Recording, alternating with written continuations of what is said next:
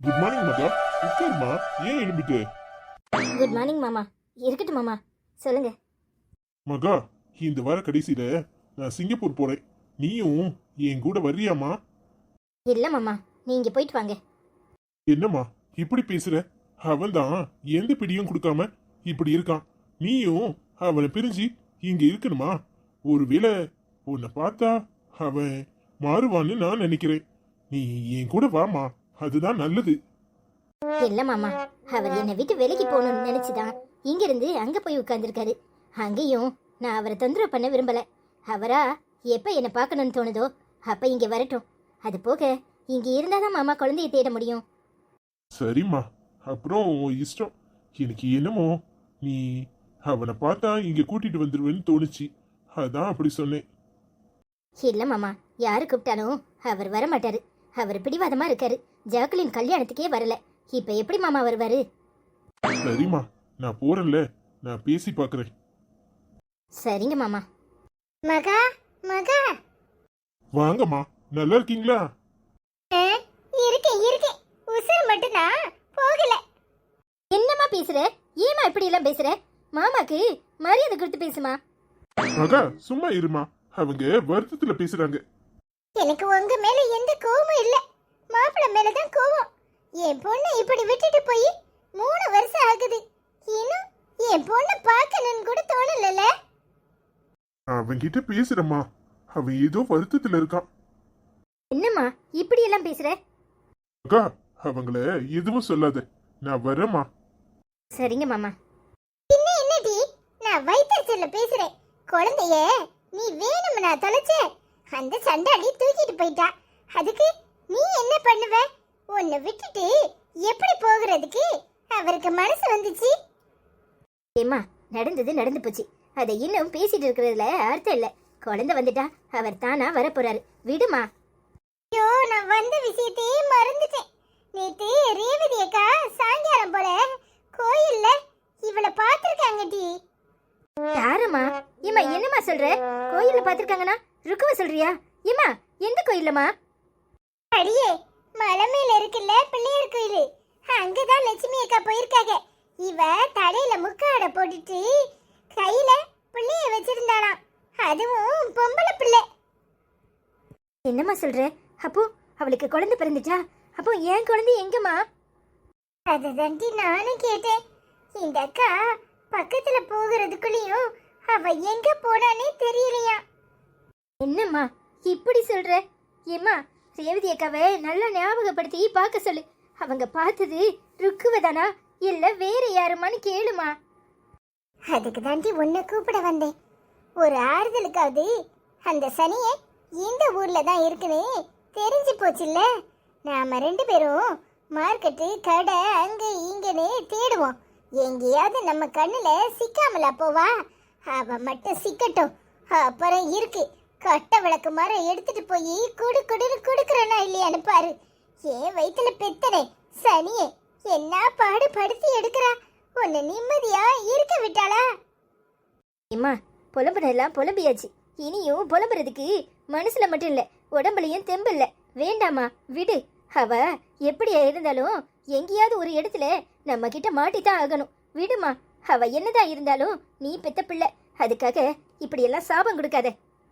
நீ என்ன சொன்னாலும் சரிடி, என்னால ஆத்திரத்தை அடக்கவே முடியல.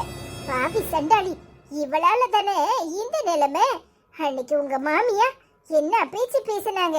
இந்த மாதிரி ஒருத்திய நீங்க பெக்கிறதுக்கு பெக்காமலே இருந்திருக்கலான்னு சொல்லும்போது எனக்கு எப்படி இருந்துச்சு தெரியுமா? விடுமா, அவர் இங்க இருந்து யாருக்கிட்டையும் சொல்லாம கொள்ளாம போனதுல வருத்தத்துல அப்படி பேசிட்டாங்க. நீ மனசுல எதையும் வச்சுக்காதம்மா. அத்தைய பத்தி உனக்கு தெரியாதா? எனக்கு அதெல்லாம் தெரிய மாட்டி. ஆனாலும் நான் இந்த சண்டாளி இப்படி இருப்பானே நினைக்கல. ஊட்டி ஊட்டி வளர்த்ததுக்கு இந்த கதிக்கு நம்மள ஆளாக்கிட்டால. சரிம்மா, வருத்தப்படாத, எல்லாம் சரியாயிரும். வா, கொஞ்ச நேரம் வெளியே போயிட்டு வருவோம். கோயிலுக்கு போயிட்டு வந்தால் அது மனசுக்கு ஆறுதலா இருக்கும். சரி டி, வா போவோம். என்னடா நடக்குதுங்க? ஏண்டா ஊர் பக்கமே வர மாட்டேங்கிற? டேய் பாவண்டா மகா, நீ இப்படி பண்றது எதுவும் சரியில்லை. ஒழுங்கா என் கூட கிளம்பு. என்னண்ணே என்ன சொல்ற? அண்ணே நான் அங்க வரல. தயவு செஞ்சு என்ன கூப்பிடாத. என்னால முகத்தை பார்க்க முடியாது. என் குழந்தை எப்ப வீட்டுக்கு வர்றாளோ அப்பதான் நான் அங்க வருவேன். ஏய், எல்லாம் போகட்டும். மகாக்கும் உனக்கும் என்ன பிரச்சனை இருந்தாலும் அது சரியாயிரும். அதுக்காக அந்த எலிசபெத்த இங்க எதுக்கு கூட்டிட்டு வந்த? அதுக்கு பதில சொல்லு. அண்ணே, அவ என்னோட பிஏ. மத்தபடி அவளுக்கு எனக்கு இடையில எதுவும் இல்ல. பைத்தியக்காரா, அவ எப்படிப்பட்டவனு உனக்கு நல்லாவே தெரியும். அவளை அம்மாவே வீட்டை விட்டு துரத்துனாங்க. இப்போ அவளை இங்க கூட்டியாந்திருக்க. இங்க பாரு, அவ எனக்கு குழந்தையா. அவளை பத்தி எனக்கு நல்லாவே தெரியும். என் பொண்டாட்டியே அவ தங்கச்சிக்கு நல்ல சர்டிபிகேட் கொடுக்க மாட்டா. நீ என்னன்னா அறிவு கட்டத்தனமா இப்படி பண்ணிட்டு இருக்க? இல்லனே, எலிசபெத் மாறிட்டா. பாவம், அப்பா கிட்ட சொல்லிட்டு தான் அவளை நான் வேலைக்கு சேர்த்துக்கிட்டேன். அவ முன்ன மாதிரி இல்லனே. நீ என்ன சொன்னாலும் சரிடா. மகா இல்லாத இடத்துல அவ இங்க இருக்கிறது தப்பு. புரிஞ்சு நடந்துக்கோ. இங்க பாரு, அவளை என் கூட ஊருக்கு கிளம்ப சொல்லு. வணக்கம் தான். அக்கா எப்படி இருக்கா? பசங்க எப்படி இருக்காங்க? நல்லா இருக்காங்களா? ஆமா, உனக்கு எல்லார் மேலேயும் ரொம்ப அக்கறை. இப்ப எதுக்கு இங்க வந்து உட்கார்ந்துருக்க? மரியாதையா ஊருக்கு கிளம்பு. என்னண்ணே இப்படி பேசுற? அண்ணே, நான் தான் அவளை வேலைக்கு சேர்த்திருக்கேன். நீ கிளம்புனே. டேய், அறிவு இல்லாம பேசாத. அவளை பத்தி உனக்கு என்ன தெரியும்? இவ எப்படிப்பட்ட ஆளுன்னு தெரியுமா? என்ன மன்னிச்சிருங்க தான். நான் எப்படி இருந்தேனே எல்லாருக்குமே நல்லா தெரியும். ஆனா நான் மாறிட்டேன். தயவு செஞ்சு என்ன நம்புங்க. இப்ப நானும் அம்மாவும் மட்டும்தான். எங்க அம்மாவையும் கூட்டிட்டு தான் வந்திருக்கேன். நாங்க 2 பேரும் ஒன்னா தான் இருக்கோம். நான் ஜானத்தான் கூட இருக்கல. ஆபீஸ்ல வேலை பார்க்கறனோ தவிர மத்தபடி அவருக்கு எனக்கு இடையில எதுவும் இல்லத்தான். அண்ணே, உனக்கு எந்த சந்தேகமும் வேண்டாம். மகாவை தவிர எப்பவும் என் மனசுல வேற யாருக்கும் இடம் இல்ல. அத நீ நல்லா புரிஞ்சுக்கோ. ஜெய், உன்னை பத்தி எனக்கு நல்லாவே தெரியும். ஆனா இவ சரியான விஷம். இவ அக்காவே இவளை வீட்டுக்குள்ள சேர்க்க கூடாதுன்னு இருக்கா. ஆனா நீ இங்க இவளை வேலைக்கு கூட்டிட்டு வந்திருக்க. இங்க பாரு, இது தேவையில்லாத பிரச்சனையை தான் உண்டாக்கும். மரியாதையா அவளை ஊருக்கு போக சொல்லு. ஊர்ல ஒரு இடத்துல நானே வேலை வாங்கி கொடுக்குறேன். அண்ணே, தயவு செஞ்சு என்னை மன்னிச்சிரு. தப்பா எடுத்துக்காத. அண்ணே, அவ எனக்கு கீழே தான் வேலை பார்த்துட்டு இருக்கா. நான் அவளை எங்கேயும் அனுப்புறதா இல்ல. அவ இங்கேயே இருந்துட்டு போறா. தயவு செஞ்சு நீ கிளம்புனே. இதுக்கு மேல இத பத்தி பேச வேண்டாம். நான் சொல்றத சொல்லிட்டேன். அப்புறம் ஓ இஷ்டம். டேய், மகாவ கொஞ்சம் அது நினைச்சு பாரு. அவ உனக்காக எல்லாரையும் விட்டுட்டு வந்தவ. உன்னையே நம்பி வந்தவ. இன்னும் ஒன்னதான் நினைச்சுக்கிட்டே இருக்கா. அவ சரியா சாப்பிடுறது இல்ல, தூங்குறது இல்ல. ஏதோ நடப்பணமா வாழ்ந்துகிட்டு இருக்கா. அதை மட்டும் மனசுல வச்சுக்கோ. எந்த நிலையிலயும் நீ அவளை யாருக்கிட்டையும் விட்டு கொடுத்துறாத. அவளால தாங்க முடியாது. நான் வரேன்டா.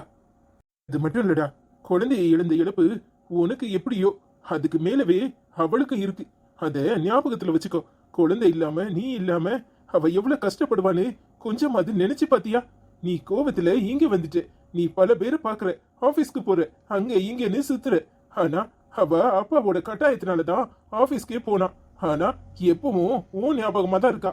அவளை பார்த்தா ஒரு வார்த்தைக்கு மேல அதிகமா பேச மாட்டா. பாவண்டா, அந்த பொண்ணை கஷ்டப்படுத்தாத. சீக்கிரமா வரதுக்கு பாரு.